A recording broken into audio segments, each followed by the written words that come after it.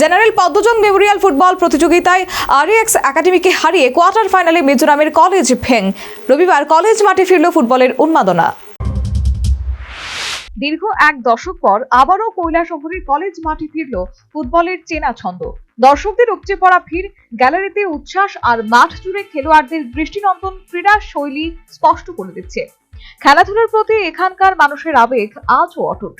General Padmajung Memorial আমন্ত্রণমূলক football টুর্নামেন্টকে ঘিরে ফের প্রাণ ফিরে পেয়েছে কৈলাসহরের ক্রীড়াঙ্গন। ইতিমধ্যে টুর্নামেন্টে অনুষ্ঠিত হয়েছে একাধিক গুরুত্বপূর্ণ ম্যাচ। দেশের বিভিন্ন প্রান্তে সেরা ফুটবল দল অংশগ্রহণ করেছে আসরে।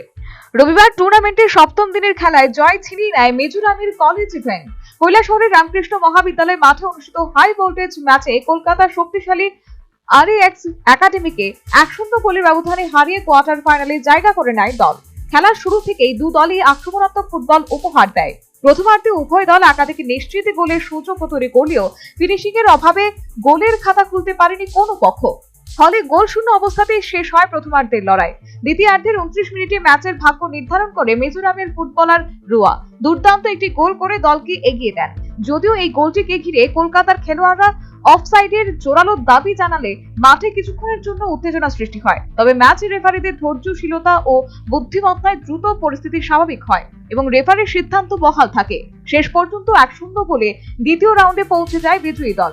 ম্যাচের একমাত্র গোলদাতা রুয়াকে ম্যান অফ দ্য ম্যাচ হিসেবে নির্বাচিত করা হয়। সোমবার 9 ফেব্রুয়ারি অনুষ্ঠিত হতে যাচ্ছে দ্বিতীয় কোয়ার্টার ফাইনাল ম্যাচ। এই গুরুত্বপূর্ণ লড়াইয়ের মুখোমুখি হবে মণিপুরের ট্রাউট এবং জম্পুই জেলা এফসি।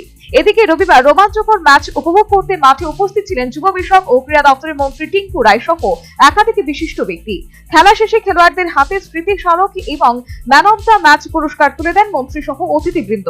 সংবাদ মাধ্যমের মুখোমুখি হয়ে মন্ত্রী টিঙ্কু রায় বলেন, 10 বছর পর আমরা পদ্মজং ফুটবল টুর্নামেন্ট শুরু করতে পেরেছি এই কৈলাসহরে।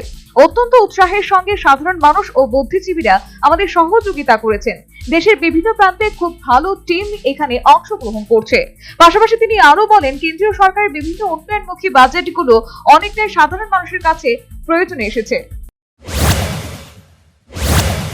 10 বছর পর আমরা পদ্মজং শুরু করলাম এই কৈলাসহরে এবং খুব উৎসাহের সঙ্গে কৈলাসহরের যারা রয়েছেন সাধারণ নাগরিক এবং এখানকার বুদ্ধিজীবী সকলেই সহযোগিতা করছেন।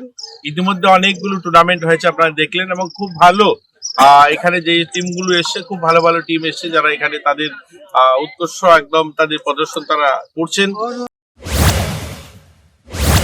আগামী 17 ফেব্রুয়ারি অনুষ্ঠিত হবে আসরের ফাইনাল ম্যাচ। প্রতিটি ম্যাচে রেকর্ড দর্শকের উপস্থিতিতে নতুন মাত্রা যোগ হবে রাজ্যের ফুটবলে, সেটাই প্রত্যাশা প্রত্যেকের।